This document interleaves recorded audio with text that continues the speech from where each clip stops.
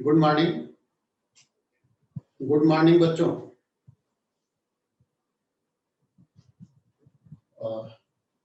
Human health और disease का topic आपने स्टार्ट किया था और ह्यूमन हेल्थ और डिजीज में बहुत सारी बातें हो चुकी थी। आपने हेल्थ की डेफिनेशन पढ़ी, डिजीज आपने प्रोफाइलैक्सिस पढ़ा था, आपने इंक्यूबेशन पीरियड पढ़ा था, आपने एपिडेमियोलॉजी पढ़ा था। Good morning to all of you. और कम्युनिकेबल डिजीज में हमने आपको बैक्टीरियल, वायरल, फंगल, प्रोटोजोअल जितना आपके कोर्स में है, जितना जहां से नीट में सवाल आते हैं जो एनसीईआरटी में है, वो सारी चीजें हमने कवर कर दी थी।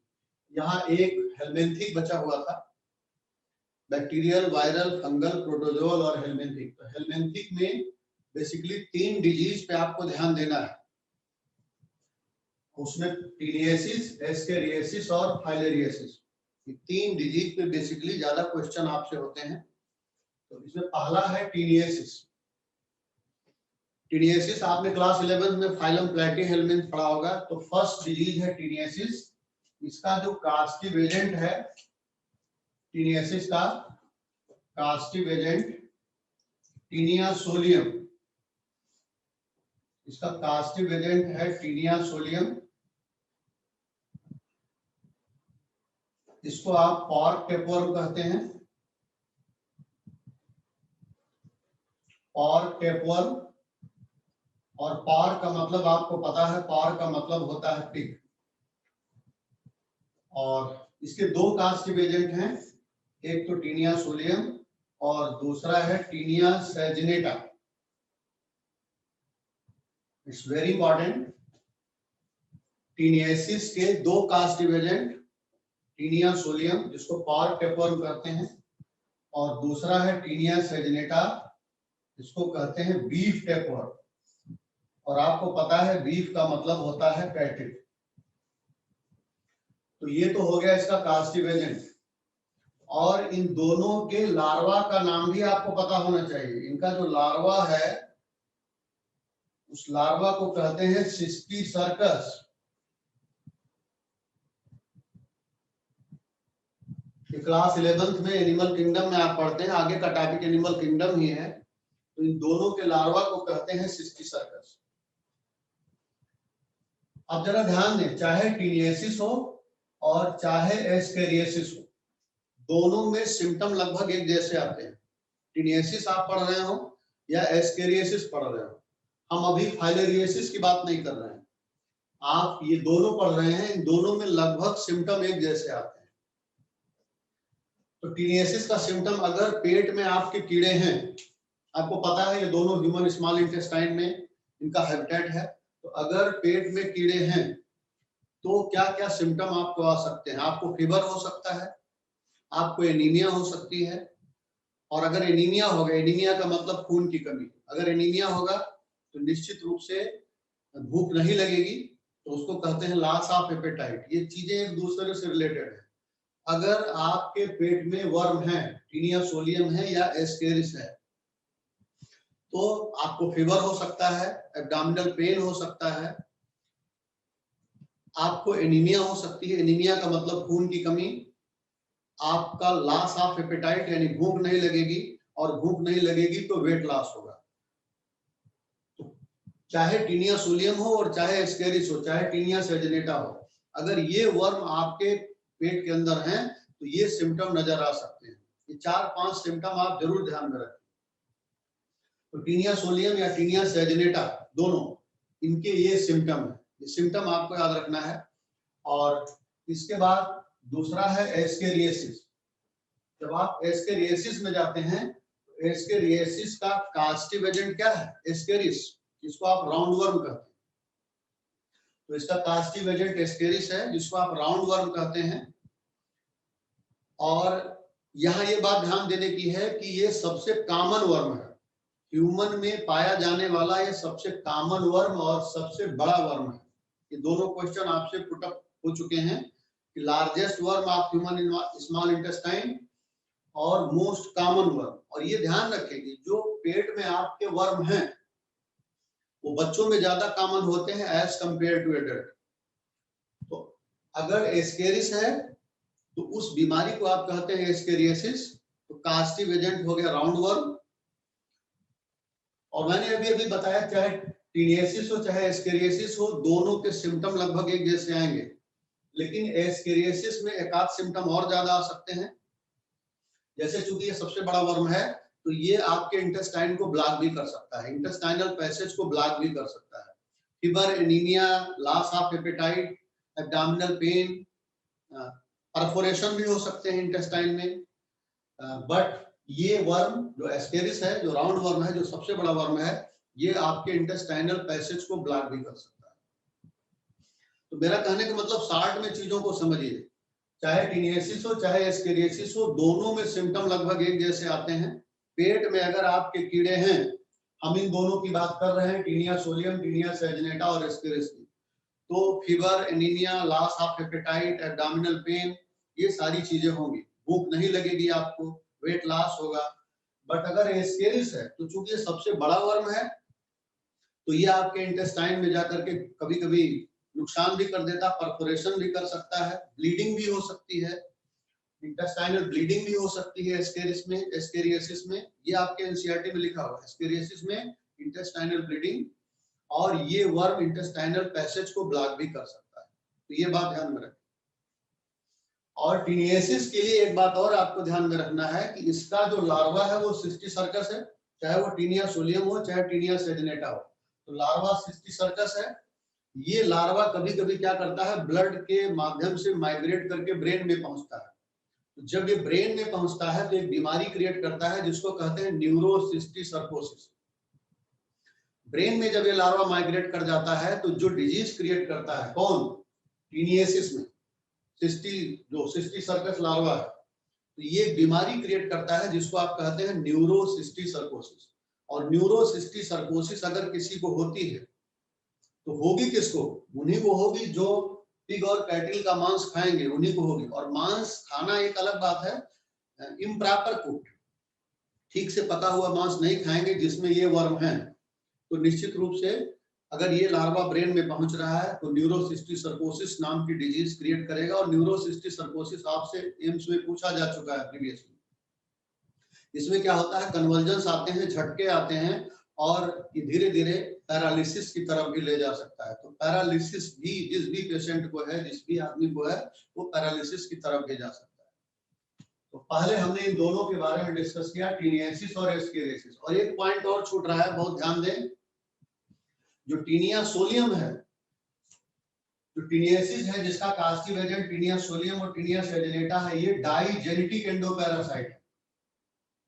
हमने आपको मलेरिया में पढ़ाया था कि जो प्लाज्मोडियम है वो भी डाइजेनेटिक एंडोपैरासाइट है। तो वहां आपने पढ़ा था कि डाइजेनेटिक का मतलब जिसको अपनी लाइफ साइकिल को कंप्लीट करने के लिए दो होस्ट की जरूरत है। तो एक प्राइमरी होस्ट होगा जिसको डेफिनेटिव होस्ट कहते हैं, और दूसरा सेकेंडरी होस्ट होगा जिस प्राइमरी होस्ट को डेफिनेटिव होस्ट, तो दूसरा सेकेंडरी होस्ट जिसको आप इंटरमीडिएट होस्ट कहते हैं। तो ये टीनिया सोलियम या टीनिया सेजिनेटा का, आप ध्यान दें, टीनिया सोलियम का प्राइमरी होस्ट क्या है, प्राइमरी होस्ट ये पॉर्क टेपवर्म है, तो इसका प्राइमरी होस्ट पिग है। ध्यान रखेंगे, अच्छी तरह से ध्यान रखेंगे। डाइजेनेटिक में यहाँ पॉर्क टेपवर्म है तो पिग और ह्यूमन आ रहे हैं, और यहाँ पर बीफ टेपवर्म है तो यहाँ कैटिल और ह्यूमन आ रहे हैं। और यहाँ हम आपको एस्केरियोसिस बता रहे हैं। एस्केरिस जो है वो मोनोजेनेटिक है। शुक्ला जी समझ रहे हैं, एस्केरिस मोनोजेनेटिक है, तो इसका कोई सेकेंडरी होस्ट नहीं है। जैसे कटे फल है, जो ठीक से सब्जियां नहीं धोई गई हैं, या फल नहीं, या जो इन्फेक्टेड फूड है, या इन्फेक्टेड वेजिटेबल है, इन्फेक्टेड फ्रूट है, इन सब के माध्यम से ये बॉडी में पहुंचता है। तो इन दोनों में फर्क भी ध्यान रखें कि ये डाइजेनेटिक है और ये मोनोजेनेटिक है। तो डाइजेनेटिक है तो मोड ऑफ ट्रांसमिशन क्या होगा, मोनोजेनेटिक है तो मोड ऑफ ट्रांसमिशन क्या होगा। इतनी बातें टीनियसिस और एस्केरियोसिस के लिए हैं। अब थर्ड आ रहा है फाइलेरियोसिस। फाइलेरियोसिस का जो कास्टिव एजेंट है, ध्यान रखें, फाइलेरियोसिस का जो कास्टिव एजेंट है वो है, एसके हेलमिंथ में आपने पढ़ा होगा, वूचेरेरिया बैंक्राफ्टी, इसका कास्टिव एजेंट है वूचेरेरिया बैंक्राफ्टी। इसी को आप कहते हैं फाइलेरियल वर्म। कभी भी बीमारी में ये नहीं कहना फाइलेरिया है। अक्सर बोल दिया जाता है कि भाई फला आदमी को फाइलेरिया है, लेकिन आप मेडिकल स्टूडेंट हैं, आप मेडिकल की प्रिपरेशन कर रहे हैं, जब डिजीज का नाम लेंगे तो फाइलेरियसिस बोला जाएगा। ध्यान रखना, फाइलेरिया नहीं बोला जाएगा। अमूमन बोलचाल की भाषा में हम बोल देते हैं, but you are going to be a doctor, आप फाइलेरियसिस बोलेंगे और यही क्वेश्चन भी आपसे पूछा जाएगा, ध्यान रखिएगा। कास्टिव एजेंट वूचेरेरिया बैंक्राफ्टी, इसी को फाइलेरिया वर्म कहते हैं। और ये भी डाइजेंटिक है, ये भी डाइजेंटिक है। इसका प्राइमरी होस्ट, ध्यान रखें, मैन है, मलेरिया से बिल्कुल उल्टा है। इसका प्राइमरी होस्ट ह्यूमन है और सेकेंडरी होस्ट फीमेल क्यूलेक्स है। ठीक, तो प्राइमरी होस्ट ह्यूमन और secondary host female Culex mosquito, ये दोनों बातें आप ध्यान में रखें और इसके सिम्टम याद रखें। इस वर्म का जो हैबिटेट है वो आपकी लिम्फेटिक वेसल है। आपने पूरा लिम्फेटिक सिस्टम पढ़ा होगा, नहीं पढ़ा होगा तो हम आगे बताएंगे। तो इस वर्म का जो हैबिटेट है, जहां ये रहता है, जिस पार्ट को इफेक्ट करता है, वो है आपकी लिम्फेटिक वेसल। तो ये वर्म लिम्फेटिक वेसल को ब्लॉक करता है। तो जब लिम्फेटिक वेसल को ब्लॉक करेगा तो आपको पता होगा, आपने पढ़ा होगा, लिम्फेटिक वेसल फाइनली कहाँ खुलती है? ब्लड सर्कुलेशन में ही जाके मिलती है। लिम्फेटिक सिस्टम को हेल्पिंग सर्कुलेटरी सिस्टम कहते हैं। तो ये वर्म लिम्फेटिक वेसल को ब्लॉक कर देता है, और जब लिम्फेटिक वेसल ब्लॉक होगी तो लिम्फ ब्लड सर्कुलेशन में नहीं मिलेगा, तो ये नीचे की तरफ जाएगा। तो लोअर बॉडी पार्ट्स में, स्पेशली लोअर, हम ये नहीं कह रहे हैं कि फाइलेरिया हाथ में नहीं होता, लेकिन स्पेशली लोअर बॉडी पार्ट में होता है, जैसे स्क्रोटम में। तो स्क्रोटम में जाकर के लिम्फ कलेक्ट होगा, या लेग्स में जाकर के कलेक्ट होगा।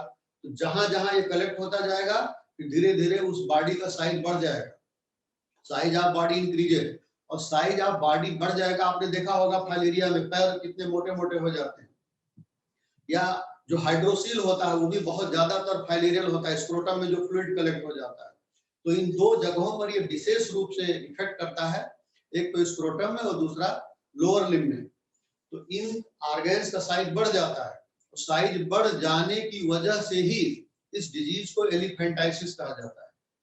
तो आप फाइलेरियसिस कहें या एलिफेंटाइसिस कहें, ये ध्यान में रखें। This worm block the lymphatic vessel. Due to this, lymph accumulate in lower body part, especially lower body part like scrotum, legs, and size of these organs increases. Due to this reason, this disease is also called elephantiasis. तो ये हेल्मेंथिक disorder में taeniasis, ascariasis और filariasis और छोटी मोटी और भी बातें होती हैं जिनको आप पढ़ते होंगे, जो बहुत खास है, जहां से जो बहुत ज्यादा एग्जामिनेशन ओरिएंटेड है, वो हमने आपको डिस्कस कर दिया। तो इसके साथ साथ ही कम्युनिकेबल डिजीज हमने आपको डिस्कस कर दी। यहाँ एक बात हमें आपको और बताना है जो हमने रिप्रोडक्टिव हेल्थ में नहीं बताया। अगर आपसे सेक्सुअली ट्रांसमिटेड डिजीज क्वेश्चन में आ जाए तो which of the following is sexually transmitted disease, तो ध्यान रखना, बैक्टीरियल डिजीज में हमने सिफिलिस और गोनोरिया पढ़ाया है, वायरल में हमने आपको हेपेटाइटिस बी पढ़ाया है, एड्स पढ़ाया है। इसके अलावा वायरल में जेनाइटल हर्पीज, जो जेनाइटल ऑर्गन्स पे होते हैं, तो syphilis, gonorrhoea, hepatitis B, AIDS, genital herpes, genital wart, chlamydiasis, और प्रोटोजोल में हमने आपको वेजाइनाइटिस पढ़ाया है, ट्राइकोमोनियासिस, इसी को ल्यूकोरिया कहते हैं। ये सारी सेक्सुअली ट्रांसमिटेड डिजीज हैं जो आपके किताब में लिखी है, इनको आपको भूलना नहीं, ध्यान रखना। तो ये सारी सेक्सुअली ट्रांसमिटेड डिजीज है, इसमें कौन बैक्टीरियल है, कौन वायरल है, कौन प्रोटोजोल है, हम आपको पहले ही बता चुके हैं। इसमें एक बात और आपको ध्यान देना है कि एड्स, हेपेटाइटिस बी और जेनाइटल हर्पीज, ये भी आपकी किताब की लैंग्वेज है, आपकी किताब मतलब एनसीईआरटी। तो हेपेटाइटिस बी, एड्स और जेनाइटल हर्पीज, इनको छोड़ करके बाकी सब क्यूरेबल हैं अगर अर्लियर इनको डिटेक्ट कर लिया जाए, ऐसा आपकी किताब लिख रही है। अगर अर्लियर इनको डिटेक्ट किया जाए तो ये सब क्यूरेबल है। बट ये ध्यान रखना कि एड्स है, हेपेटाइटिस बी है और जेनाइटल हर्पीज है, ये बड़ी मुश्किल से ठीक होती हैं। इनके जो बैक्टीरिया वायरस हैं ये जल्दी बॉडी से बाहर निकलने वाले नहीं, ध्यान रखें। तो बैक्टीरियल डिजीज में ऐसा नहीं है, वायरल ऐसी आ रही हैं जो क्योरेबल नहीं है। अभी आजकल आप देख रहे हैं कोरोना है तो कहाँ क्योरेबल है, तमाम दवाएं इस पे एक्सपेरिमेंट चल रहे हैं, बट क्योरेबिलिटी की बात नहीं। तो जब क्योरेबल होगा तब, वायरल डिजीज के लिए कोई इफेक्टिव बहुत ज्यादा एंटीबायोटिक अवेलेबल नहीं, जो भी है वो काम कर रही है, ऐसा नहीं। तो ये तो आपका हो गया कम्युनिकेबल डिजीज, और इसी में हमने आपको सेक्सुअली ट्रांसमिटेड डिजीज भी बता दिया, और हमने आपको ये भी बता दिया कि HIV, हेपेटाइटिस बी और जेनिटल हर्पीज, इनको छोड़ करके बाकी अगर अर्लियर डिटेक्ट कर लिया जाए तो ये क्यूरेबल हैं। लेकिन ये 3 डिजीज आपकी क्यूरेबल अभी तक, जो किताब की भाषा है वो हम आपसे बोल रहे हैं, बाहरी भाषा पे आपको ध्यान नहीं देना है। इसके बाद अब आप आइए नॉन कम्युनिकेबल डिजीज पे। अब जब आप नॉन कम्युनिकेबल डिजीज पे आते हैं, कम्युनिकेबल डिजीज हमने आपको पढ़ा दिया, नॉन कम्युनिकेबल डिजीज पे आते हैं तो नॉन कम्युनिकेबल डिजीज बहुत सारी होती है, बट यहाँ जिन डिजीज पर आपको फोकस करना है वो ध्यान दें, प्रोटीन एनर्जी माल न्यूट्रिशन और कैंसर। यहां से आपके पास मैक्सिमम क्वेश्चन है 90% से ज्यादा। तो प्रोटीन एनर्जी माल न्यूट्रिशन आजकल एनसीईआरटी के 11th में डाइजेस्टिव सिस्टम में दिया हुआ है, डाइजेशन और एब्जॉर्प्शन में, बट इसको हम यही पढ़ा रहे हैं। प्रोटीन एनर्जी माल न्यूट्रिशन में 2 डिसऑर्डर हैं, मरास्मस और क्वाशियोरकर। तो मरास्मस क्या है ध्यान रखें, मरास्मस प्रोटीन और कैलोरी डेफिशिएंसी डिसऑर्डर है। प्रोटीन एंड कैलोरी, और कैलोरी का मतलब एनर्जी, एनर्जी कहां से आती है, शुगर से आती है, ग्लूकोज से आती है। तो पहला क्वेश्चन आपका यह है कि मरास्मस प्रोटीन और कैलोरी डेफिशिएंसी डिसऑर्डर है, ध्यान रखें। दूसरा क्वेश्चन यह है कि ये 1 साल से कम के बच्चों में होता है, ये ध्यान रखना। Marasmus it is protein and calorie deficiency disorder. Calorie मतलब एनर्जी, एनर्जी कहां से आती है, आपको मोस्टली कार्बोहाइड्रेट यानी ग्लूकोज से आती है आपके बॉडी में, और ये 1 साल से कम के बच्चों में होता है। और इसके सिम्टम क्या क्या है, आपको तो पता होगा, सिम्टम आपको रटना नहीं है। आपको तो पता होगा कि प्रोटीन बॉडी बिल्डिंग मटेरियल है, प्रोटीन ग्रोथ और रिपेयर के लिए है। तो जब प्रोटीन और कैलोरी यानी एनर्जी दोनों की डिफिशियंसी होगी तो क्या क्या सिम्टम आने वाले हैं। एक तो ग्रोथ कम हो जाएगी, रिटार्डेड ग्रोथ होगी, बॉडी वेट कम होने लगेगा। जब ग्रोथ रिटार्डेड होगी तो बॉडी वेट भी कम होगा। थिन लिम्ब और प्रोमिनेंट रिब्स हो जाती हैं, हाथ पैर पतले पतले, ये रिब्स बिल्कुल निकल आती हैं। तो thin limbs and prominent ribs, wasting of muscles, muscles का बहुत ज्यादा नुकसान होता है।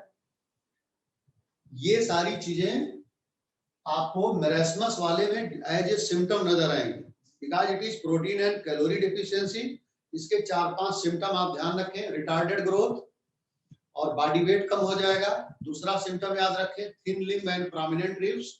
थर्ड सिम्टम आप याद रखें, ड्राई और रिंकल्ड स्किन हो जाएगी। और चौथा सिम्टम याद रखें, वेस्टिंग ऑफ मसल्स होगा।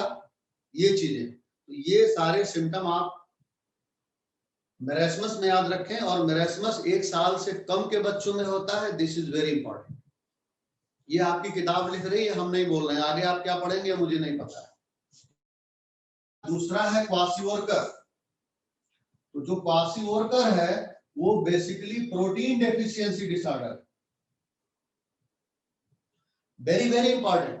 Marasmus protein and calorie deficiency disorder, kwashiorkor क्या है, it is basically protein deficiency disorder है। तो खाली प्रोटीन की कमी होगी तो यहाँ भी रिटार्डेड ग्रोथ होगी, यहाँ भी बॉडी वेट कम होगा, यहाँ भी मसल की वेस्टिंग होगी। लेकिन सबसे बढ़िया जो क्वेश्चन आता है बेटा वो ये आता है, और तुम्हारी किताब में लिखा भी है कि अगर मरास्मस और क्वाशियोरकर में डिफरेंस पूछ लिया जाए तब क्या बोलोगे। तो हमेशा ध्यान रखना, क्वाशियोरकर 1 साल से ज्यादा के बच्चों में होता है, मरास्मस 1 साल से कम के बच्चों में होता है, क्वाशियोरकर 1 साल से ज्यादा के बच्चों में होता है। सिम्टम लगभग सेम आते हैं। क्वाशियोरकर में भी रिटार्डेड ग्रोथ होगी, वेस्टिंग ऑफ मसल होगी, लेकिन क्वाशियोरकर में 1-2 बातें और होगी। एक तो बहुत बढ़िया चीज है कि इसमें इडिमा होता है, इडिमा क्वाशियोरकर में होता है, ये मरास्मस में जनरली नहीं होता है। अब आप पूछोगे इडिमा क्या है, ध्यान से सुने, बहुत इंपॉर्टेंट टॉपिक है। अब आप कहोगे इडिमा क्या है? इडिमा का मतलब collection of watery fluid in any part of body. किसी भी बॉडी पार्ट में वाटरी फ्लूइड का कलेक्शन होता है। तो इडिमा जैसे यहाँ वाटरी फ्लूइड का कलेक्शन हो गया तो यहाँ स्वेलिंग आ जाएगी, तो यहाँ पूरी बॉडी में स्वेलिंग आती है, पूरी बॉडी में वाटरी कलेक्शन होने लगता है, फ्लूइड का कलेक्शन होने लगता है। और इडिमा वाली स्वेलिंग को जब आप ऐसे प्रेस करेंगे तो उसमें गड्ढा पड़ जाएगा और गड्ढा बहुत देर के बाद धीरे धीरे तब नॉर्मल होगा। तो इडिमेटस स्वेलिंग का मतलब collection of watery fluid in the body, ध्यान रखिएगा। और यहाँ डायरिया भी हो सकता है, यहाँ डायरिया भी हो सकता है। और यहाँ हम एक बात और बताएंगे, यहाँ भी मसल की वेस्टिंग होती है, लेकिन एनसीईआरटी लिख रही है कुछ फैट स्किन के नीचे बच जाती है, कुछ fat, some fat is still left under the skin. तो ये 3 क्लासिकल सिम्टम हैं जिससे आप मेरास्मस और क्वाशीवर्कर को डिफरेंशिएट कर पाएंगे। आप देख रहे हैं कि ये प्रोटीन और कैलोरी डेफिशिएंसी डिसऑर्डर है और ये प्रोटीन डेफिशिएंसी डिसऑर्डर है। तो प्रोटीन से होने वाली जो कमी है वो तो दोनों में आएगी ना। तो अब आप बढ़िया अगर क्वेश्चन आ जाए कि भाई दोनों में डिफरेंशिएशन करो, कि आप मेरास्मस और क्वाशीवर्कर को कैसे डिफरेंशिएट कर सकते हो, तो आप बोलो ना कि मेरास्मस 1 साल से कम के बच्चों में होता है और क्वाशीवर्कर 1 साल से ज्यादा के बच्चों में होता है। मेरास्मस में इडिमा और डायरिया नॉर्मली नहीं होता है, क्वाशीवर्कर में इडिमा और डायरिया नॉर्मली हो जाएगा। मेरास्मस में क्वाशीवर्कर में स्किन के नीचे कुछ फैट बच जाती है, some fat is still left under the skin. ये सारे डिफरेंशिएटिंग पॉइंट हैं जो क्लास 11th में डाइजेशन और एब्जॉर्प्शन के टॉपिक में ऐड है, प्रोटीन एनर्जी माल न्यूट्रिशन के नाम से। तो ये प्रोटीन एनर्जी माल न्यूट्रिशन में 2 डिजीज आ रही है, मेरास्मस और क्वाशीवर्कर। ये हमने आपको बताया। ध्यान रखना जो प्रोटीन डेफिशिएंसी है वो पूरे दुनिया की नंबर 1 प्रॉब्लम है। और अगर आप नॉन वेज में जा रहे हैं तो मछली, फिश, और अगर आप वेज में जा रहे हैं तो glycine, max, soybean, these are good source of protein. तो fish and glycine, max, soybean में करीब 40% तक प्रोटीन पाई जाती है। तो these are good source of protein. और हमेशा इस बात को रिमेंबर करें कि protein deficiency is one of the most serious problem of the world, ये ध्यान में रखें। तो इस तरह से हमने आपको प्रोटीन एनर्जी माल न्यूट्रिशन बताया। अब प्रोटीन एनर्जी माल न्यूट्रिशन के बाद अब अगली डिजीज आ रही है कैंसर। नॉन कम्युनिकेबल में वेरी इंपॉर्टेंट कैंसर। इसको आप ध्यान से सुने, आपके मन में बहुत सवाल होंगे। कम से कम जितनी बातें एनसीईआरटी में हैं वो सारी बातें हम आपसे बोलने वाले हैं। आज इसको सुनने में कोई जल्दी आपको नहीं होना चाहिए। कैंसर, पहला तो फर्स्ट पॉइंट है वर्ल्ड कैंसर डे, 4 फरवरी। वर्ल्ड कैंसर डे 4 फरवरी को आप करते हैं। और दूसरा है इसका सिंबल है क्रैब, इसका सिंबल है क्रैब। तो कैंसर में ये first 2 point, world cancer day 4 फरवरी और इसका सिंबल है क्रैब। थर्ड पॉइंट पे आइए, it is one of the most dreaded disease, it is one of the most ड्रीडेड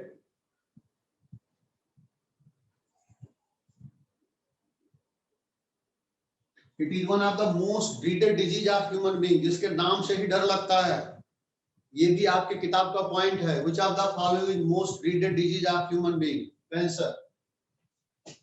और अगला पॉइंट आप ध्यान दें, वेरी इंपॉर्टेंट, हमारी बॉडी में जो सेल की ग्रोथ और डिफरेंशिएशन होती है, हमारी बॉडी में जो सेल की ग्रोथ और डिफरेंशिएशन होती है वो हाईली रेगुलेटेड होती है। कैंसर सेल में ये मैकेनिज्म, इस मैकेनिज्म का ब्रेक डाउन हो जाता है। So in our body, the growth and differentiation of cell is highly regulated. In cancer, there is breakdown of this regulatory mechanism. और अगली बात सुने, जो नॉर्मल बॉडी सेल में एक खूबी होती है जिसको कहते हैं contact inhibition, very important. Normal body cell में एक खूबी होती है जिसको आप कहते हैं contact inhibition. Normal body cell में एक खूबी होती है जिसको कहते हैं कांटेक्ट इनहिबिशन। कांटेक्ट इनहिबिशन का मतलब अपनी इस क्वालिटी की वजह से, अपनी इस खूबी की वजह से जब वो दूसरे सेल के संपर्क में आती हैं तो दूसरे सेल के संपर्क में आने के बावजूद भी इनकी जो ग्रोथ होती है, जो इनका डिफरेंशिएशन होता है नॉर्मल बॉडी सेल का, वो कंट्रोल्ड होता है। तो this is very important Nikhil Pratap ji, कि नॉर्मल बॉडी सेल में एक खूबी होती है, that is contact inhibition. Contact inhibition किसका गुण है, किसकी क्वालिटी है, नॉर्मल बॉडी सेल्स का है। और कांटेक्ट इनहिबिशन का मतलब क्या होता है, कांटेक्ट इनहिबिट, इनहिबिट का मतलब विरोध करना, ठीक है, थैंक यू बेटा। तो कांटेक्ट इनहिबिशन का मतलब दूसरी सेल के कांटेक्ट में आने के बाद भी इनकी जो ग्रोथ होती है, जो डिफरेंशिएशन होता है, वो कंट्रोल होता है। कैंसर सेल में ये मैकेनिज्म ब्रेक हो जाती है। तो हम कैंसर को डिफाइन कर सकते हैं कि cancer is uncontrolled, abnormal and excessive mitotic division of the cell. कैसे आप, how you can define the cancer, इसको समझने के लिए कांटेक्ट इनहिबिशन आपको समझना पड़ेगा। कि नॉर्मल बॉडी सेल में एक खूबी होती है जिसको कहते हैं कांटेक्ट इनहिबिशन। इस क्वालिटी की वजह से दूसरे सेल के संपर्क में आने पर इनकी जो ग्रोथ होती है वो कंट्रोल्ड होती है। कैंसर सेल में इस मैकेनिज्म का ब्रेकडाउन हो जाता है। तो हम कह सकते हैं cancer is abnormal, uncontrolled and excessive mitotic division of the cell. और आगे ध्यान दो, अगर सेल में अनकंट्रोल्ड, एबनॉर्मल और एक्सेसिव माइटोटिक डिवीजन होगा तो जो कैंसर सेल है, जो बॉडी सेल है, वो मासेस ऑफ कैंसरस सेल में कन्वर्ट हो जाएंगी, इसको कहते हैं ट्यूमर। तो अगर आपसे क्वेश्चन आ रहा है कि व्हाट इज ट्यूमर, तो आप कहेंगे tumour is mass of cancerous cell, tumour is mass of cancerous cell. और नेक्स्ट पॉइंट आप ध्यान दें, कैंसर या ट्यूमर की स्टडी को ऑन्कोलॉजी कहते हैं। आपने किसी कैंसर स्पेशलिस्ट डॉक्टर साहब के बोर्ड पे देखा होगा, लिखा रहता है ऑन्कोलॉजिस्ट। ऑन्कोलॉजिस्ट का मतलब कैंसर या ट्यूमर स्पेशलिस्ट। तो स्टडी ऑफ कैंसर और ट्यूमर इज कॉल्ड ऑन्कोलॉजी। और कैंसर सेल को हीला सेल कहते हैं, ये भी ध्यान रखें, कैंसर सेल को हीला सेल कहते हैं। और तमाम जीन्स हैं, बॉडी में कुछ जीन्स पाए जाते हैं जो कैंसर क्रिएट करते हैं, उनको ऑन्कोजीन्स कहा जाता है। तो उनको आप ऑन्कोजीन्स कहते हैं, या उनका एक और नाम है सेल प्रोलिफरेटिव जीन। तो कैंसर काजिंग जीन्स को क्या कहते हैं, ऑन्कोजीन। ऑन्कोजीन आपसे कम पूछा जाता है एग्जाम में, ये ज्यादा पूछा जाता है सेल प्रोलिफरेटिव जीन, ध्यान में रखें। अब अगली बात ध्यान दें, ये जो ट्यूमर है, ये जो ट्यूमर है ये दो तरह का होता है, एक बेनाइन और दूसरा मैलिग्नेंट। वेरी वेरी इंपॉर्टेंट, दो तरह के ट्यूमर होते हैं, बेनाइन और मैलिग्नेंट। ध्यान दें, जो बेनाइन ट्यूमर होते हैं they are localised at their site of origin. Benign tumour जहां पैदा होते हैं वहीं रहते हैं, बॉडी में फैलते नहीं है नॉर्मली। तो they are present, they are localised at the site of origin, और इनसे होने वाला नुकसान बहुत कम होता है। They causes little harm. और ये कैप्सुलेटेड ट्यूमर होते हैं, इनके ऊपर कवरिंग होती है। तो जब आपसे बेनाइन ट्यूमर को डिफाइन करने के लिए कहा जाए तो आप क्या बोलेंगे कि ये कैप्सुलेटेड ट्यूमर होते हैं, they are present at the site of origin and they causes little harm.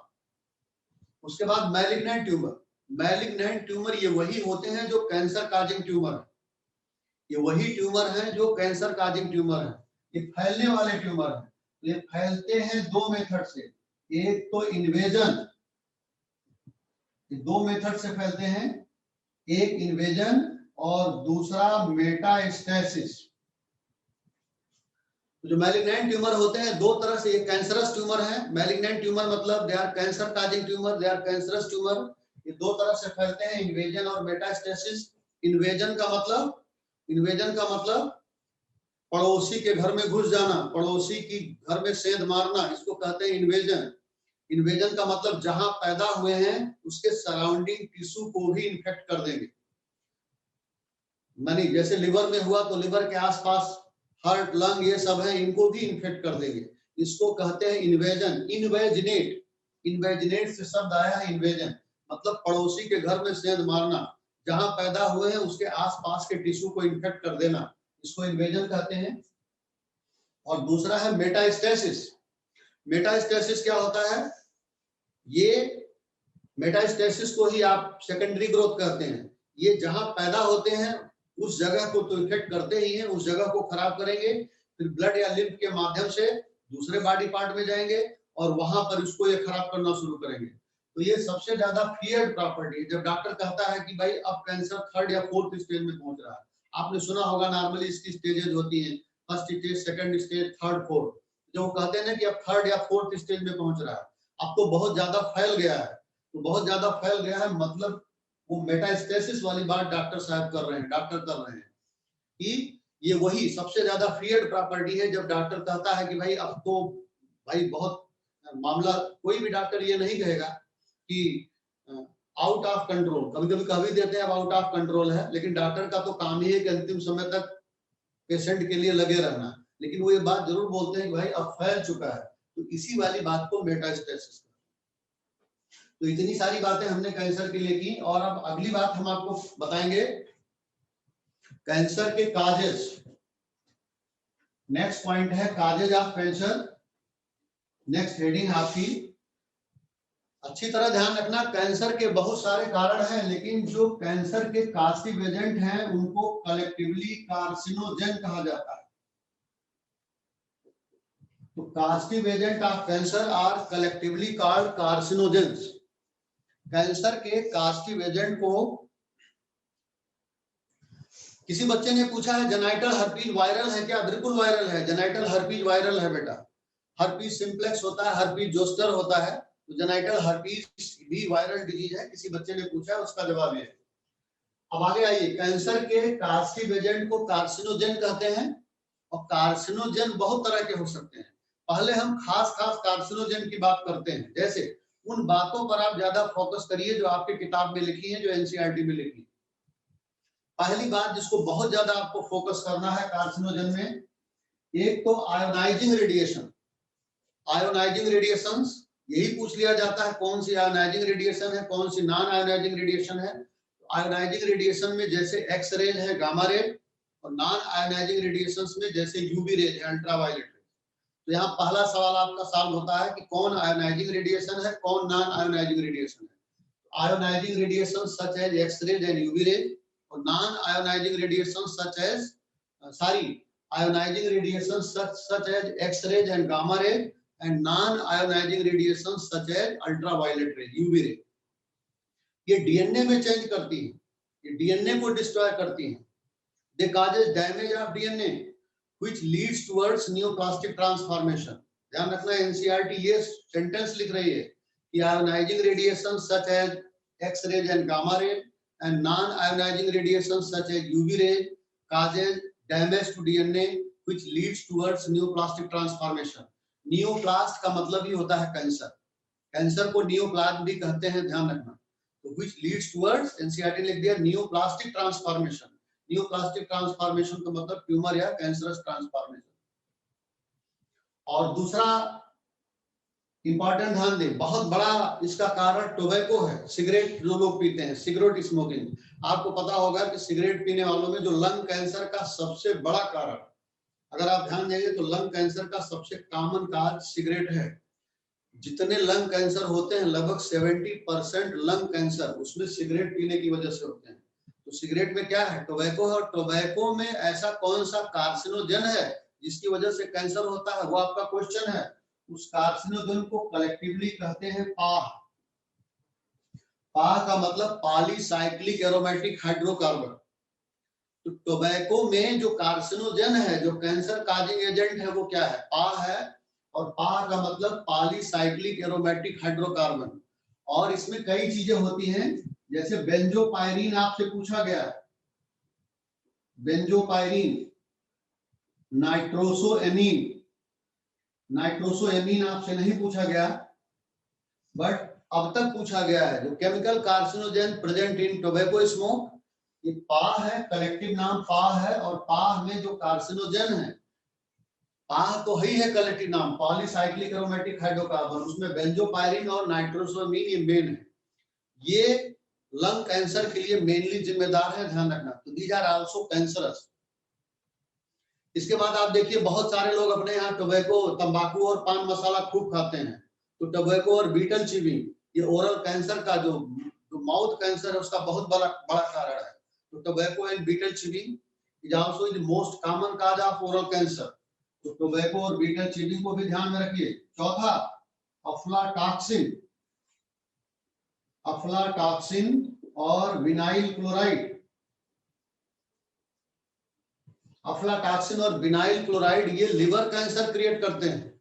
बीज अफ्लाटॉक्सिन आपको पता है फंगस एस्परजिलस से मिलता है, तो aflatoxin and vinyl chloride causes liver cancer. और ध्यान रखना तमाम वायरस भी हैं जो कैंसर को क्रिएट करते हैं, जैसे एचआईवी कैंसर क्रिएट करता है, हेपेटाइटिस बी कैंसर क्रिएट करता है, हेपेटाइटिस सी कैंसर क्रिएट करता है। तो तमाम वायरसेस भी कैंसर के काजिंग एजेंट हैं। वायरसेस आल्सो काजेज कैंसर, ये भी ध्यान में रखें। और एक और कारण हम आपको बताएंगे बहुत इंपॉर्टेंट। WHO ने, वर्ल्ड हेल्थ ऑर्गेनाइजेशन ने कुछ एजेंट को काज ऑफ कैंसर आइडेंटिफाइड किया है। ये भी आपका क्वेश्चन है जो प्रीवियसली एम्स में पूछा जा चुका है। तो rubber and furniture industry, rubber and furniture industry, isopropyl alcohol manufacturing industry और हेमेटाइट माइनिंग। जो लोग आयरन के, हेमेटाइट आपको पता है आयरन का ओर है, तो जो लोग आयरन की खदानों में काम करते हैं, तो haematite mining, rubber and furniture industry, rubber और फर्नीचर इंडस्ट्री में काम करने वाले, और isopropyl alcohol manufacturing industry, these are identified as common cause of cancer by WHO। इनको WHO ने कैंसर का बहुत कॉमन काज बताया है। तो WHO ने कैंसर के किन काजेस को आइडेंटिफाइड किया है, बहुत सारे काजेस हमने आपको बताया, बट ये लास्ट वाला जो बताया ये भी बहुत इंपॉर्टेंट है। Haematite mining, isopropyl alcohol manufacturing industry, rubber and जो फर्नीचर है ये इंडस्ट्री, इनमें these are identified as cause of cancer by WHO। इसके बाद कार्सिनोजन के बाद ये जो खास खास कार्सिनोजन है लगभग सब हमने आपको बताया। इसके बाद कैंसर के टाइप, ध्यान रखना आप कितने भी तरह के कैंसर पढ़ते हो, कैंसर मेनली दो ही तरह का होता है, एक तो सार्कोमा, सॉरी पहले लिखो कार्सिनोमा, कार्सिनोमा, और दूसरा है सार्कोमा। बहुत तरह के आप कैंसर पढ़ते हैं, ब्लड कैंसर पढ़ते हैं, लिम्फोमा पढ़ते हैं, there are so many type of cancer. लेकिन जब आप कैटेगरी डिवाइड करने जाओगे तो कैंसर दो ही तरह के होते हैं, कार्सिनोमा और सार्कोमा। पहली बात लेते हैं, ज्यादातर कैंसर लगभग 99% की हम बात करें तो वो कार्सिनोमा होते हैं। दूसरी बात, इनकी ओरिजिन क्या है, आपका क्वेश्चन है। ये mainly originate from epithelial tissue. आप एपिथेलियल कनेक्टिव मस्कुलर टिश्यू पढ़े हैं, तो ये मेनली एपिथेलियल टिश्यू से ओरिजिनेट होते हैं, और इनकी जो ओरिजिन है वो एक्टो और एंडोडर्मल होती है। तो carcinoma are most common type of cancer, लगभग 98 to 99% जो कैंसर है वो कार्सिनोमा होते हैं। ये these are mainly originate from epithelial tissue, और एपिथेलियल टिश्यू की ओरिजिन तो एक्टो मीजो एंडोडर्मल होती है, लेकिन वो टिश्यू जो एक्टो और एंडोडर्मल होते हैं वहां से ओरिजिनेट होते हैं। और इनके तमाम उदाहरण हैं, जैसे आप ब्रेन कार्सिनोमा पढ़ते हो, आप लंग कार्सिनोमा पढ़ते हो, आप गैस्ट्रिक कार्सिनोमा पढ़ते हो, आप कोलन कार्सिनोमा पढ़ते हो, आप थ्रोट कार्सिनोमा पढ़ते हो, आप सर्वाइकल कार्सिनोमा पढ़ते हो। सर्वाइकल का मतलब सर्विक्स का कैंसर। तो ये सारे कार्सिनोमाज हैं। आपसे पूछा जाएगा कि ब्रेन का कैंसर क्या है, तो ब्रेन में हम ये नहीं कह रहे हैं ब्रेन में सार्कोमा नहीं हो सकता है, but brain carcinoma, cervical carcinoma, throat carcinoma, oral carcinoma, lung carcinoma, gastric carcinoma, colon carcinoma, there are so many type of carcinoma। ये कार्सिनोमा के एग्जाम्पल हैं। और एक बात और ध्यान रखना, पूरी दुनिया में लंग कैंसर इन मेल, पूरी दुनिया में lung cancer in male and breast cancer in female ये कॉमन है। वर्ल्ड में lung cancer in male and breast cancer in female ये कॉमन है। लेकिन अगर आप जब इंडिया में आते हो, इंडिया में थ्रोट कैंसर, गले का कैंसर मेल में, और सर्वाइकल कैंसर फीमेल में, ये बहुत ज्यादा कॉमन है। तो ध्यान रखिएगा क्वेश्चन क्या पूछा जा रहा है। अगर क्वेश्चन ये पूछा जा रहा है which of the following is most common type of cancer in male, तो जवाब होगा lung cancer. Which of the following is most common type of cancer in female, तो जवाब होगा आपका ब्रेस्ट कैंसर। लेकिन स्पेशली अगर इंडिया की बात करके कोई क्वेश्चन पूछ रहा है तो ध्यान रखना, तो फिर इंडिया में सर्वाइकल कार्सिनोमा फीमेल में और मेल में थ्रोट कार्सिनोमा यानी गले का कैंसर आपने देखा होगा बहुत ज्यादा होता है। तो ये टाइप ऑफ कैंसर है। अब इसमें जैसे आप ब्लड कैंसर पढ़ते हो तो ब्लड क्या है आपको पता है। दूसरा आप आइए सार्कोमा पे, कार्सिनोमा हो गया, दूसरा आइए सार्कोमा। ये रियरली 1 से 2% टोटल कैंसर का होता है और इसकी ओरिजिन कनेक्टिव टिश्यू से होती है। तो ओरिजिन इसकी मेजोडर्मल है क्योंकि मोस्टली ये कनेक्टिव टिश्यू से आता है, तो इसकी ओरिजिन मेजोडर्मल है। यानी ओरिजिन आपसे पूछा जाता है, it is mainly originate from connective tissue, और कनेक्टिव टिश्यू की आपको पता है ओरिजिन मेजोडर्मल होती है। और आपको पता है कनेक्टिव टिश्यू में क्या क्या आते हैं, ब्लड और लिम्फ। कार्सिनोमा के बहुत सारे उदाहरण है, जैसे ऑस्टियोमा है, बोन कैंसर, लिम्फोमा है, लिम्फ ग्लैंड का कैंसर, मायोमा है, मसल का कैंसर, मसल की ओरिजिन मेजोडर्मल होती है। तो ऑस्टियोमा है, लिम्फोमा है, मायोमा है। इवन आप ब्लड कैंसर पढ़ते हो, ब्लड कैंसर का पूरा डिपार्टमेंट अलग से होता है, लेकिन ब्लड क्या है, ब्लड कनेक्टिव टिश्यू है। लिम्फ क्या है, लिम्फ कनेक्टिव टिश्यू है। तो अगर ब्लड कैंसर पूछा जाए, जिसमें आपको पता है ब्लड कैंसर में क्या होता है, WBC का, what is blood cancer, if number of WBC increases without infection. अगर इन्फेक्शन होता है तब तो WBC का नंबर बढ़ता ही है। अगर WBC का नंबर, वो भी ज्यादातर इमेच्योर WBC का नंबर बिना इन्फेक्शन के बढ़ जाए, तब आप उसको ब्लड कैंसर कहते हैं। आप ये नहीं कह सकते हो WBC का नंबर किसी को बढ़ गया है तो उसको कैंसर हो गया ना। इन्फेक्शन होगा तो WBC का नंबर तो बढ़ेगा। WBC का काम ही है protection against infection. When number of WBC increases without infection, तब आप इसको ब्लड कैंसर कहते हैं। तो ब्लड क्या है, कनेक्टिव टिश्यू है, तो वो भी एक तरह का सार्कोमा है। लिम्फोमा क्या है, जैसे आपसे एक क्वेश्चन पूछा गया, हॉजकिंस डिजीज,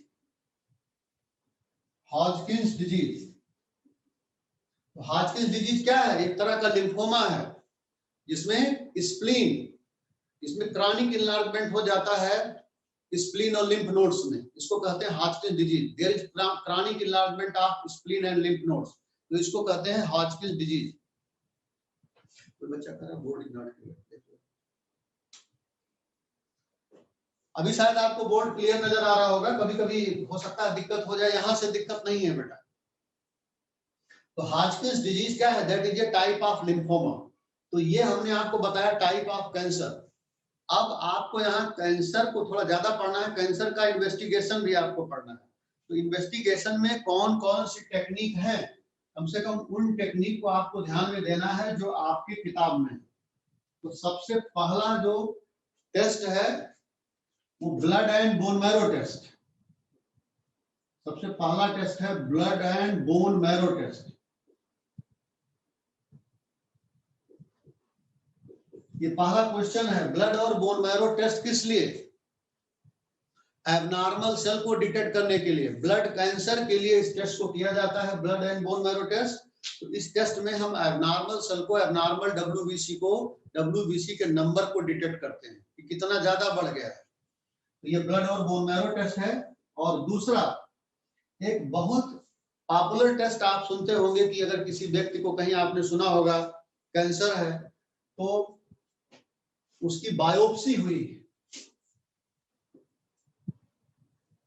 आपने ये बहुत कॉमन टेस्ट सुना होगा, बायोप्सी, फला आदमी की बायोप्सी हुई है और बायोप्सी में कैंसर डिटेक्ट हुआ है। तो बायोप्सी क्या है, ध्यान रखना, इसको हिस्टोपैथोलॉजिकल एग्जामिनेशन भी कहते हैं, ये हिस्टोपैथोलॉजिकल टेस्ट भी है। इसमें होता क्या है, जैसे सपोज करो किसी को बॉडी में कहीं कैंसर है, मान लिया किसी को ओरल कैंसर है, तो वहां से उस पार्ट से, जो पार्ट इन्फेक्टेड है, वहां से एक पीस को निकाल लेते हैं कट करके, सर्जन ये काम करता है, एक पीस को कट करके निकाल लेते हैं, उसको कट करते हैं और उसको फिर स्टेन करते हैं। पीस को निकाल लिया, छोटा सा टुकड़ा, उसको छोटे छोटे टुकड़े में कट कर लिया, उसको स्टेन कर लिया और फिर उसको उसमें एबनॉर्मल सेल को डिटेक्ट करते हैं।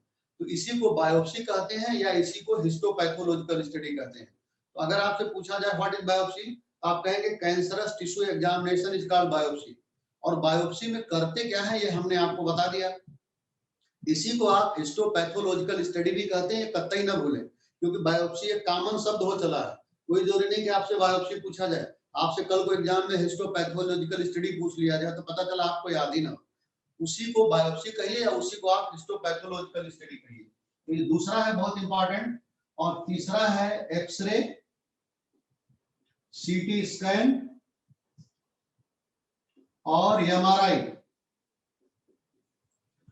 तो एक्सरे का उपयोग आजकल कैंसर में बहुत कम है, लेकिन आपको इतना ध्यान देना होगा कि ब्रेस्ट एक्सरे होता है कैंसर के केस में, और एक्सरे ऑफ ब्रेस्ट इसको कहते हैं मैमोग्राफी।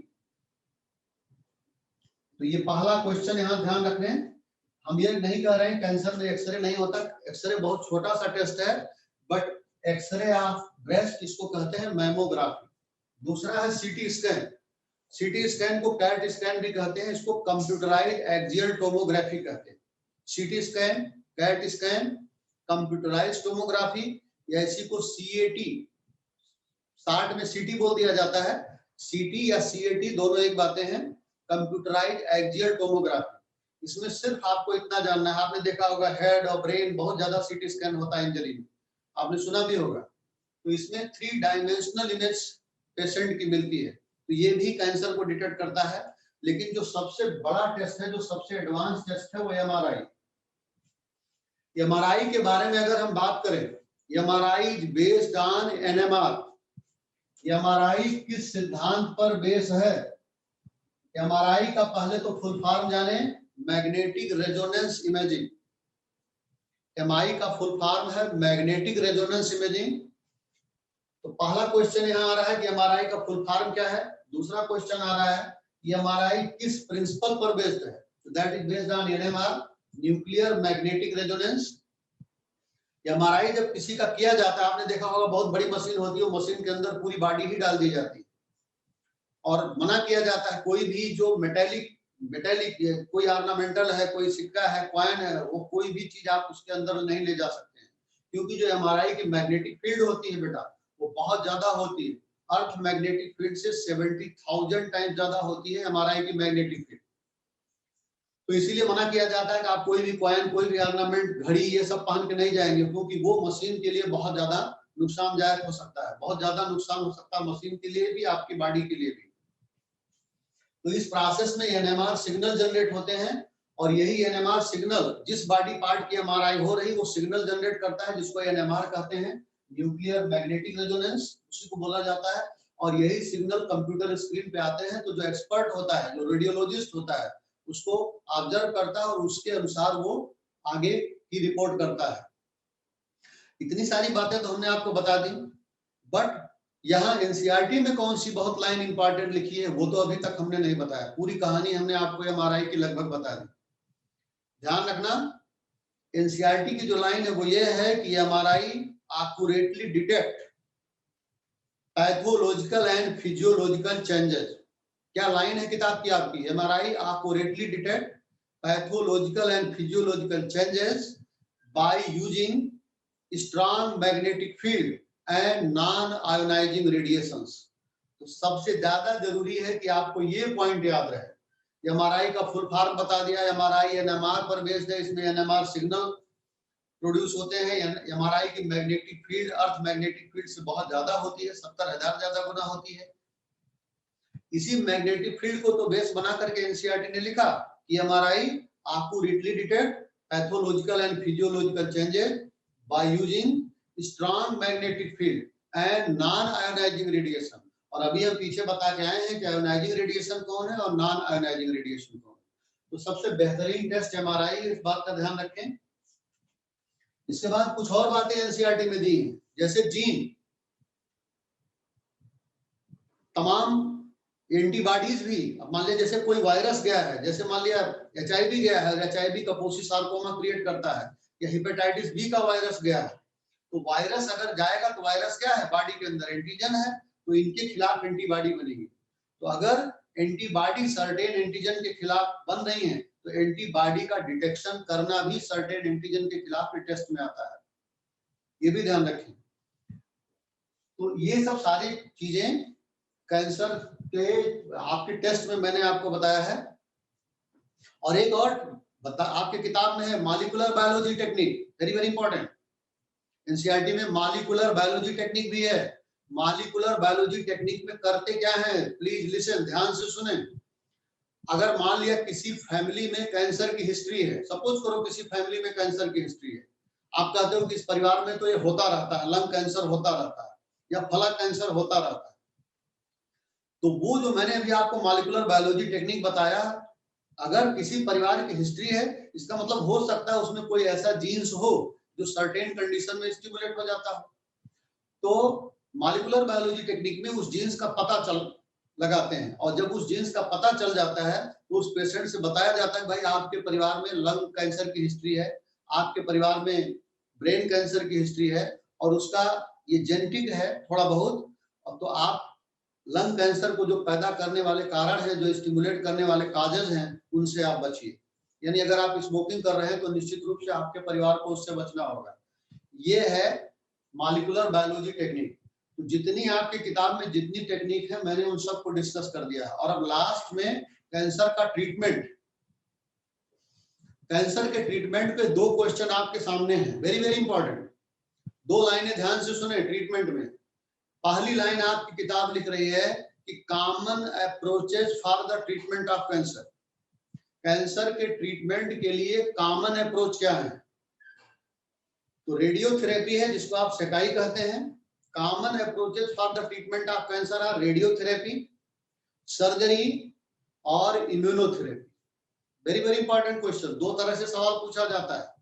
अभी तक ये क्वेश्चन आपसे नहीं पूछा गया कि what are common approaches for the treatment of cancer. तो common approaches for the treatment of cancer are radiotherapy, surgery and immunotherapy. अब उस क्वेश्चन पे आ जाइए जो अब तक आपसे पूछा गया, एम्स तक में पूछा गया कि most of the cancer are treated with. तो कैंसर के ट्रीटमेंट के लिए कॉमन अप्रोच क्या है तो हमने बता दिया, लेकिन ज्यादातर कैंसर किस तरह से ठीक किए जाते हैं? तो आप अपने देश की बात कर लीजिए, पूरी दुनिया की बात कर लीजिए। बायोप्सी होती है, तो बायोप्सी के बाद कैंसर डिटेक्ट हो गया, तो ज्यादातर कैंसर कैसे, या एमआरआई हुई कैंसर डिटेक्ट हो गया, तो ज्यादातर कैंसर एक तो रेडिएशन थेरेपी है, दूसरा कीमोथेरेपी है, और तीसरा है सर्जरी। तो most of the cancer are treated with combination therapy of radiotherapy, chemotherapy and surgery. ये आपका क्वेश्चन है। ऐसा क्यों हो गया, बदल क्यों गई बात? इम्यूनोथेरेपी अभी बहुत रेयर है। हम ये नहीं कह रहे इम्यूनोथेरेपी से चल रहा है। अपने कंट्री में भी जो बड़े बड़े हॉस्पिटल हैं वो इम्यूनोथेरेपी प्रोवाइड कर रहे हैं, बट इम्यूनोथेरेपी अभी बहुत कॉस्टली है, अभी हर आदमी के पहुंच में नहीं है। तो इसलिए एनसीईआरटी ने 2 बातें लिखी, common approaches for the treatment of cancer, radiotherapy, surgery and immunotherapy. और फिर दूसरी बात भी कि most of the cancers are treated by, ये जो आपसे सवाल पूछा गया जो प्रैक्टिकल बात है, तो रेडियोथेरेपी, कीमोथेरेपी एंड सर्जरी। अब जरा ध्यान दें रेडियोथेरेपी में क्या होता है। रेडियोथेरेपी जिसको आप सिकाई कहते हैं, इसमें कोबाल्ट 30 इस्तेमाल होता है, ध्यान रखना। ज्यादातर कोबाल्ट 30 इस्तेमाल होता है, लेकिन अगर थायराइड कैंसर है तो आयोडीन 131 का इस्तेमाल होता है। इसकी मदद से एक्सरे रेडिएशंस को इफेक्टेड एरिया पे गुजारा जाता है, जो भी अफेक्टेड पार्ट है उस पे इसको गुजारा जाता है। तो ये क्या करती है, रेडियोथेरेपी क्या करती है, रैपिडली डिवाइडिंग सेल को डिस्ट्रॉय करती है। रेडियोथेरेपी का मतलब इसमें कोबाल्ट 30, और अगर हम थायराइड कैंसर में जाएं, ज्यादातर तो कोबाल्ट 30 का इस्तेमाल होता है, लेकिन अगर हम थायराइड कैंसर में जाएं तो आयोडीन 131 का इस्तेमाल होता है। और इनकी मदद लेकर के एक्सरे रेडिएशंस को पार्ट पे गुजारा जाएगा, पार्ट पे, जिसको आप सेकाई कहते हैं, और ये रेडियोथेरेपी रैपिडली डिवाइडिंग सेल को डिस्ट्रॉय करती है। दूसरा है कीमोथेरेपी। कीमोथेरेपी में आप दवाएं देते हैं, तो ध्यान रखना कभी भी आप उन दवाओं को नहीं पढ़ेंगे जो आप एमबीबीएस करते समय पढ़ते हो। अक्सर बच्चे दूसरी दवाएं पढ़ने लगते हैं। जो दवाएं प्लांट ओरिजिन है, अगर कोई दवा बॉटनी में आप पढ़ रहे हैं प्लांट ओरिजिन की है, वही दवा आपसे एग्जाम में पूछी जाती है। तो 2 दवाएं हैं कीमोथेरेपी में दवाएं दी जाती हैं, 2 दवाएं हैं विनक्रिस्टिन एंड विनब्लास्टिन। ये 2 दवाएं जो आपसे पूछी जाती हैं। कीमोथेरेपी में तमाम दवाएं हैं, there are so many medicine, अलग अलग टाइप के कैंसर, अलग अलग तरह की मेडिसिन, बट ये जो प्लांट ओरिजिन है विनक्रिस्टिन और विनब्लास्टिन, ज्यादातर ये ब्लड कैंसर में इस्तेमाल होती हैं। और ये प्राप्त किससे की जाती है, किससे मिलती हैं? Vinca rosea, these are obtained from Vinca rosea. Vincristine और vinblastine, these are obtained from Vinca rosea. और बिनका रोजिया को ही, ये प्लांट है कैथरेंथस रोजियस भी कहा जाता है, बिनका रोजिया को ही कैथरेंथस रोजियस कहा जाता है। इसी को हिंदी में सदाबहार या सदाफूली कहते हैं। तो ये दो दवाएं आपको याद रहे जो आपसे पूछी जाती हैं, vincristine and vinblastine. Obtain from Vinca rosea या कैथरेंथस रोजियस, इन्हीं को सदाबहार या सदाफूली कहते हैं। और सर्जरी में क्या करते हैं, सर्जरी में जो अफेक्टेड एरिया है अगर लोकलाइज्ड है, अगर फैला नहीं है, अब ये ध्यान रखना कि अगर कैंसर फैल गया है, मेटास्टेसिस वाली कंडीशन आ गई, तो हम ये नहीं कह रहे हैं कि डॉक्टर सर्जरी नहीं करता। डॉक्टर तो तब भी सर्जरी करेगा, लेकिन वो बहुत टफ सर्जरी हो जाती है और बड़ा मुश्किल हो जाता है लाइफ के लिए। तो जब तक लोकलाइज्ड है, जब तक स्टेज में है, शुरुआती स्टेज में है, तो उस जब डायग्नोस हो गया कि हाँ फला जगह पे कैंसर है, तो उसको क्या करता है, जो सर्जन होता है, जो ऑन्को सर्जन होता है, कैंसर सर्जन होता है, उसको उस पार्ट को काट करके निकाल देता है, उसका सर्जिकल रिमूवल कर देता है। इसी को सर्जरी कहते हैं, आप जानते हैं। और इम्यूनोथेरेपी भी जाने। इम्यूनोथेरेपी, पहला क्वेश्चन यहाँ पर, which of the following is latest therapy of cancer? आपका जवाब होगा इम्यूनोथेरेपी। इम्यूनोथेरेपी में क्या होता है, very important, biological response modifier. पहला शब्द तो यही याद रखो, biological response modifier such as alpha interferon, ये दिया जाता है पेशेंट को। तो इम्यूनोथेरेपी किस बात पर डिपेंड है? इम्यूनोथेरेपी इस बात पर डिपेंड है कि ये जो बायोलॉजिकल रेस्पॉन्स मॉडिफायर दिए जा रहे हैं, जिसको आप अल्फा इंटरफेरॉन कह रहे हो, ये कैंसर सेल को डिटेक्ट करता है और डिटेक्ट करके डिस्ट्रॉय भी करता है। इम्यूनिटी का मतलब ये है कि अगर आप ज्यादा इम्यून हैं, आजकल कोरोना है तो आप देख रहे हैं जिसकी इम्यूनिटी ज्यादा है उसका कोरोना कुछ नहीं कर पाएगा, लेकिन जिसकी इम्यूनिटी नहीं है या जिसको तमाम तरह की बीमारियां हैं, इन्फेक्शन उसी को ज्यादा होता है। तो अगर आप अपनी इम्यूनिटी को बढ़ाते हैं तो निश्चित रूप से आप बीमारियों से दूर रहते हैं। तो इम्यूनोथेरेपी में ये यहाँ alpha interferon such as biological response modifiers ये दिए जाते हैं। और ये थेरेपी इस बात पर बेस्ड है कि ये क्या करते हैं, ये कैंसर सेल को डिटेक्ट करते हैं और ये जो अल्फा इंटरफेरॉन है उसको डिस्ट्रॉय करते हैं। तो इस तरह पे मैंने कैंसर पे लगभग पूरा का पूरा आपको लेक्चर दे दिया। मुझे नहीं लगता कि मैंने कुछ छोड़ दिया है। तो अगर ये आप पढ़ते हो, देखते हो, तो मुझे लगता है और कुछ देखने की जरूरत आपको नहीं। तो इस तरह से डिजीज वाला पोर्शन हमने ह्यूमन हेल्थ और डिजीज में कम्युनिकेबल और नॉन कम्युनिकेबल डिजीज वाला पोर्शन खत्म किया। अब यहाँ हमें आपको ड्रग बताना है, जरा ड्रग पे आ जाइए। ड्रग और इम्यूनिटी बाकी है।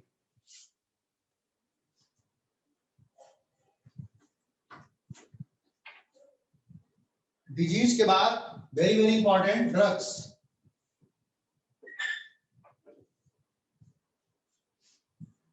अगर हम ये कहें कि ड्रग क्या है, व्हाट इज ड्रग, तो ये केमिकल है या एजेंट है जो आपके बॉडी फंक्शन को बदल देता है।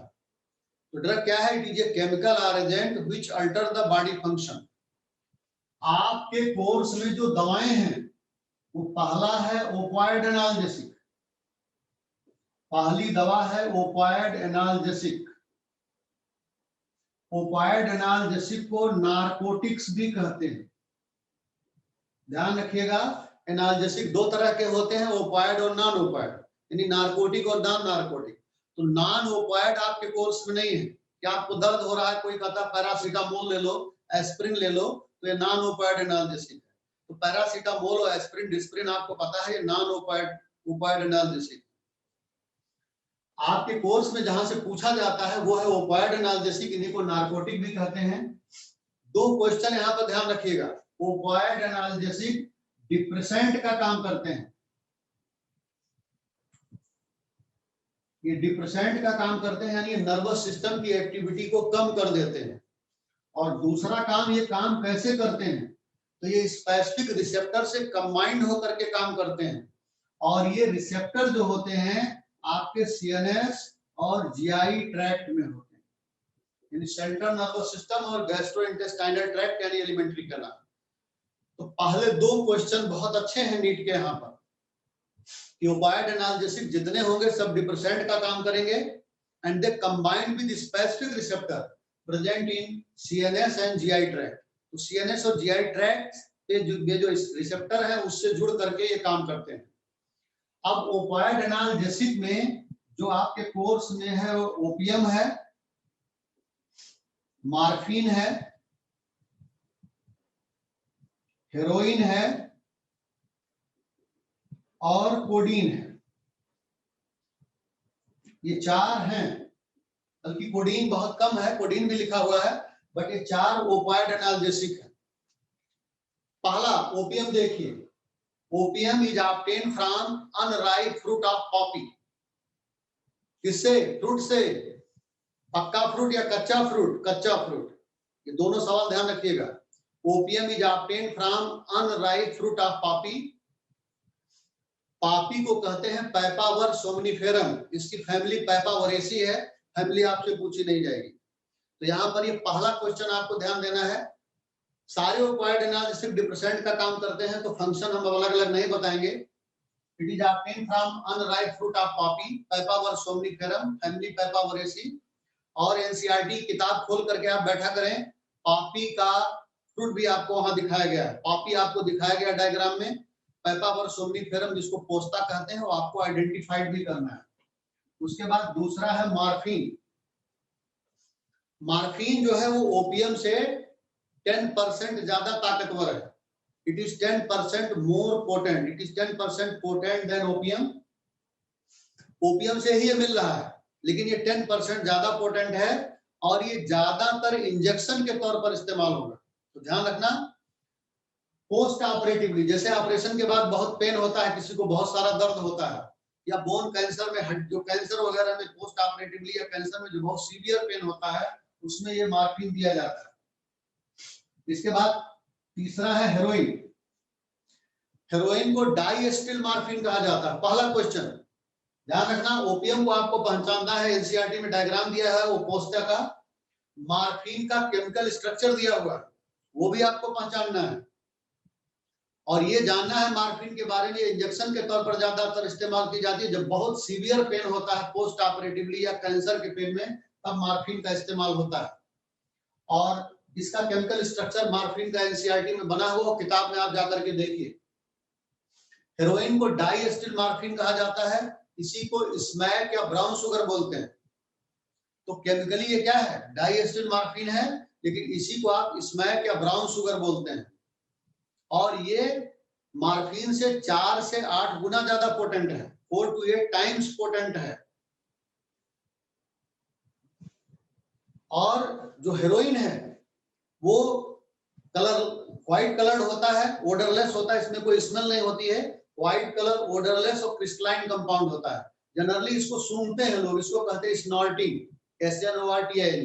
तो स्नॉर्टिंग के तौर पर लोग लेते हैं, जो इसका मिसयूज करते हैं। अभी हम आपको ड्रग अब्यूज बताएंगे, तो ड्रग अब्यूज में ये जो ओपाइड एनाल्जेसिक है, ये ड्रग अब्यूज में आते हैं।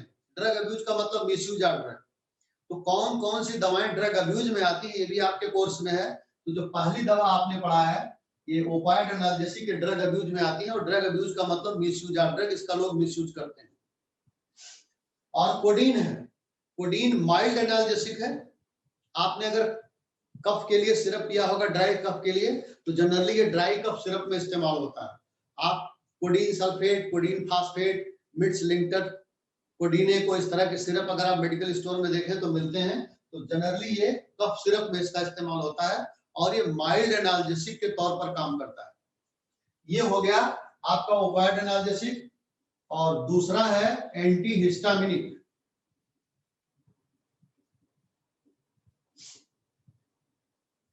एंटीहिस्टामिनिक को एंटी एलर्जिक भी कहते हैं,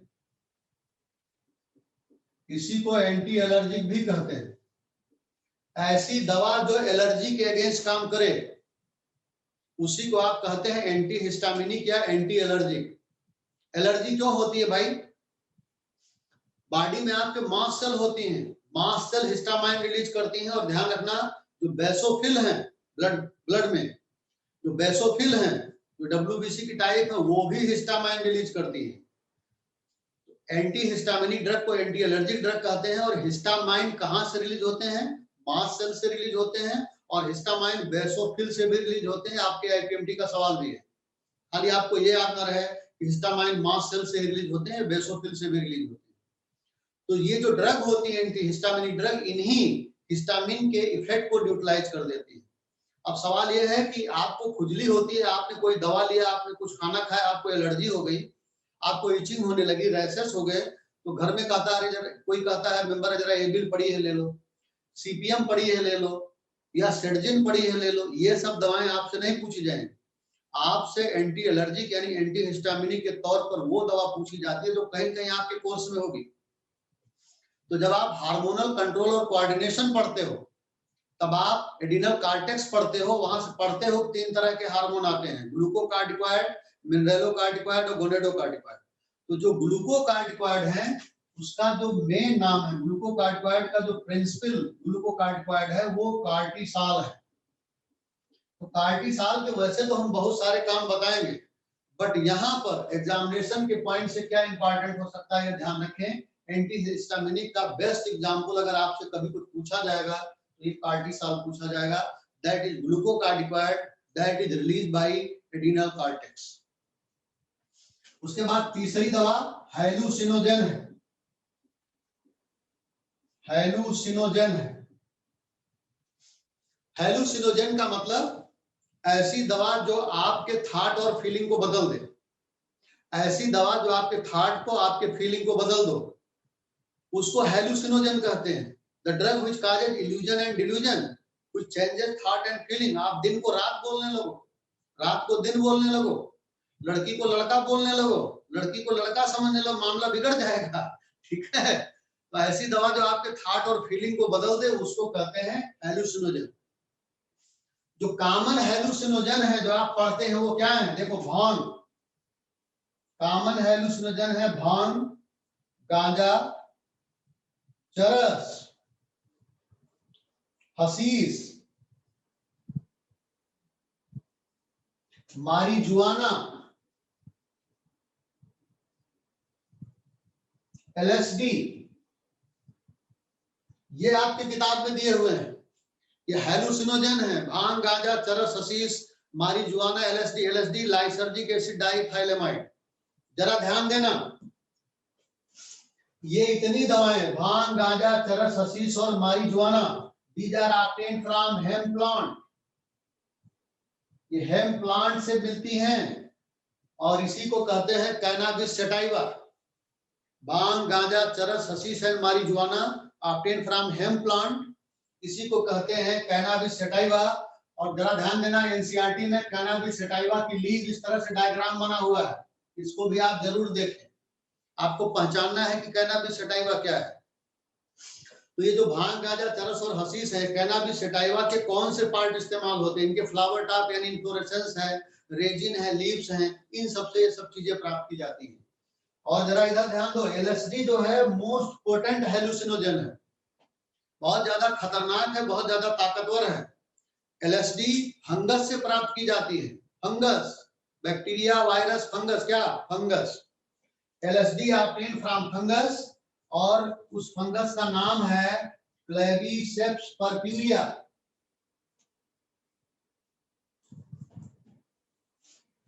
तो एलएसडी फंगस से प्राप्त की जाती है और ये मोस्ट पोटेंट हैलुसिनोजन है, that is obtained from Claviceps purpurea. ध्यान में रहे आपको। तो ये सब हैलुसिनोजेनिक इफेक्ट है। और हम फिर अभी आपको बता के आ रहे हैं कि ओपाइड एनाल्जेसिक भी ड्रग अब्यूज में आते हैं। ये हैलुसिनोजेनिक ड्रग जो भी आपने पढ़ी हैं ये भी ड्रग अब्यूज में आते हैं। इसके अलावा आप अपनी किताब खोले होंगे तो देखे होंगे धतूरा, धतूरा जिसको स्ट्रामोनियम कहते हैं, धतूरा को स्ट्रामोनियम कहते हैं, ये भी हैलुसिनोजेनिक ड्रग के तौर पर इस्तेमाल किया जाता है।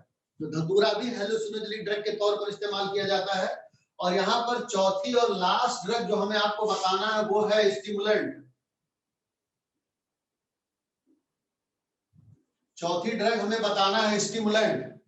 स्टिमुलेंट का मतलब जो आपके नर्वस सिस्टम की एक्टिविटी को बढ़ा दे, जिसको लेने के बाद आप तरोताजा महसूस करें, एनर्जेटिक महसूस करें, उसको आप कहते हैं स्टिमुलेंट। तो स्टिमुलेंट के तौर पर दो एग्जाम्पल आपकी किताब में हैं। एक तो आप कैफीन, कैफीन जो चाय और कॉफी में पी जाती है, आपको सुस्ती आती है, आप महसूस करते हो थोड़ा डलनेस, तो आप कहते हो थोड़ा लाओ चाय पी लेते हैं, कॉफी पी लेते हैं। तो चाय और कॉफी में ऐसी कौन सी बात है जो आपको स्टिमुलेट कर देती है, आपको ताजा कर देती है? That is caffeine. तो ध्यान रखना ये चाय और कॉफी दोनों में पाई जाती है। और दूसरा है कोका एल्कलॉइड, दूसरा है कोका एल्कलॉइड, जिसको कॉमनली कोक या क्रैक बोला जाता है। इस कॉमनली कॉल्ड कोक और क्रैक, ध्यान रखिएगा। तो कोका एल्कलॉइड, किसी को कोकीन, कोकीन, कोक या क्रैक, ये इसके डिफरेंट नाम है। और it is obtained from Erythroxylum Coca, ये प्लांट है जिससे मिलता है ये कोकीन या कोक, ये पाई जाती है। It is obtained from Erythroxylum Coca. ये इंडियन प्लांट नहीं है, ये प्लांट ज्यादातर अमेरिका में मिलता है। तो ये कोकीन है, इरिथ्रोजाइलम कोका से मिलती है। और अब हम यहाँ आपको क्या बताने वाले हैं, जरा ध्यान से और सुनना, बहुत इंपॉर्टेंट क्वेश्चन है। अगर कोकीन का आप ज्यादा इस्तेमाल करेंगे तो ये भी ड्रग अब्यूज में आता है। अगर नॉर्मली इसका इस्तेमाल हो रहा है तब तो ये स्टिमुलेंट है। वही बात है कि खाना आप नॉर्मली खा रहे हो तो ठीक है, ज्यादा खा लीजिए तो क्या क्या होता है आपको पता है। तो कोकीन का अगर एक्सेसिव डोज आप लेंगे तो निश्चित रूप से ये ड्रग अब्यूज में आएगा। तो अब हम आपको ये बताना चाह रहे हैं कि ड्रग अब्यूज में कौन कौन सी दवाएं आ रही हैं। एक तो ओपाइड एनाल्जेसिक आ रहे हैं, दूसरा हेलुसिनोजन, अभी अभी आपने पढ़ा। और ये ध्यान रखना, एक बात हम बताना भूल गए हैं कि हेलुसिनोजन को कैनाबिनॉइड भी कहते हैं। जितने हेलुसिनोजन आपने पढ़े हैं उनको नेचुरल कैनाबिनॉइड कहा जाता है। कैनाबिनॉइड मॉलिक्यूल का स्ट्रक्चर आपके एनसीईआरटी में दिया है, उसको भी देखें। और कैनाबिनॉइड रिसेप्टर होते हैं जो आपके ब्रेन में पाए जाते हैं, उनसे ऐड करके ये काम करते हैं, इसलिए इनको नेचुरल कैनाबिनॉइड कहा जाता है। हम कह रहे हैं आर्टिफिशियल कैनाबिनॉइड भी होते हैं, बट वो आपके कोर्स में नहीं। तो ये भी ध्यान रखना कि जो हेलुसिनोजन आपने नेचुरल पढ़े हैं, ये नेचुरल कैनाबिनॉइड है। कैनाबिनॉइड रिसेप्टर प्रिंसिपली ब्रेन में होते हैं, जिनसे रिएक्ट करके काम करते हैं। ये बताना मैं भूल गया था। आप सही पॉइंट पे आ जाइए कि भाई ड्रग अब्यूज में कौन कौन सी दवाएं आती हैं। तो आपकी ओपाइड एनाल्जेसिक, आपके हेलुसिनोजन यानी कैनाबिनॉइड, और धतूरा मैंने आपको बताया स्ट्रामोनियम। और यहाँ ध्यान रखना एक्सेसिव डोजेज में कोकीन, कोका एल्कलॉइड, ये भी हेलुसिनोजन का काम करते हैं। This is very very important. और यहाँ पर एक जो बहुत इंपॉर्टेंट बात बताने को रह गई, और लास्ट बात एडोलसेंस रह गई है। वैसे तो बहुत सारी बातें हैं, बट मेन बातों पे क्रैश कोर्स में आपको फोकस करना है, बाकी तो आप पढ़े होंगे। एडोलसेंस, एक तो एडोलसेंस की एज पूछी जाती है, 12 से 18 साल वाली एज, यानी जिस एज में आप होंगे ज्यादातर बच्चे, वो एडोलसेंस की एज है। दूसरी बात यहाँ पर क्या है, ये प्यूबर्टी और मैच्योरिटी, ये बचपन, ये चाइल्डहुड और एडल्टहुड, ये वो समय है जो चाइल्डहुड को एडल्टहुड से जोड़ता है। यानी ये ब्रिज का काम करता है इन बिटवीन चाइल्डहुड और एडल्टहुड। और इसमें क्या होता है, इसमें आपने देखा होगा कि आपको कभी कभी लगता है कि हम बहुत सही हैं, आप अपनी बात को इफेक्टिवली सोसाइटी में रखते हो, आप चाहते हो कि हमारे पेरेंट हैं, जो भी है, जिससे भी हम अपनी बात कर रहे हैं, वो इफेक्टिवली हमारी बात मानी जाए, हमारी बात एनालाइज की जाए, भले वो गलत ही क्यों ना हो, आपको लगता है वो सही है। तो बहुत ज्यादा एनालिसिस की भी पावर नहीं होती। हम ये नहीं कह रहे सबको नहीं होती है, बहुत सारे बच्चों को होती है, बहुत सारे लोगों को होती है। बट यहाँ दो सवाल आपको विशेष ख्याल रखना है। एडोलसेंस वाली एज 12 से 18 साल वाली, और एडोलसेंस क्या है, ये ब्रिज है, ये बचपन और जवानी को, ये चाइल्डहुड को एडल्टहुड से जोड़ रहा है। तो इसमें बहुत सारी बातें, बहुत सारे ख्याल आपके दिमाग में आते हैं, उन्हीं सब सारी बातों का एक्सप्लेनेशन आपकी किताब में है, और यहाँ कुछ खास नहीं। अब इस टॉपिक में बचा हुआ इम्यूनिटी, इम्यूनिटी को आप एक बार एनसीईआरटी से पढ़ लें। इम्यूनिटी को हम नेक्स्ट टर्न पे यानी मंडे को डिस्कस करेंगे। That is very very important topic. और हम आपको बता दें बेटा कि ह्यूमन हेल्थ डिजीज, इसमें आपने पूरा डिजीज हमने आपको बताया, और हमने आपको ड्रग बताया जो खास ड्रग हैं। टोबैको वाला हमने बता ही दिया, टोबैको एडिक्शन और अल्कोहल एडिक्शन। तो अल्कोहल का बहुत ज्यादा इफेक्ट लिवर पे है, लिवर सिरोसिस और नर्वस सिस्टम आपको पता है। और टोबैको तो मैंने बता ही दिया, टोबैको में जो मेन एल्कोहॉइड होता है वो निकोटीन होता है, और बाकी कार्सिनोजन तो हमने पीछे आपको बताई दी। तो लगभग बातों को हमने आपको बताने की कोशिश किया है। और ये जो टॉपिक है बहुत इंपॉर्टेंट है। अगर आप देखेंगे या पीएमटी का आप 10 साल का पेपर उठाइए तो 4 से 5 क्वेश्चन, 5 क्वेश्चन से कम तो आते ही नहीं। डिजीज, ड्रग और इम्यूनिटी मिला के एटलीस्ट 5 to 6 क्वेश्चन आते हैं जो इतना कवर करता है। तो आपका समय हो चुका है और चलिए नेक्स्ट टर्न पर हम आपको इम्यूनिटी स्टार्ट करेंगे। ठीक है, थैंक यू।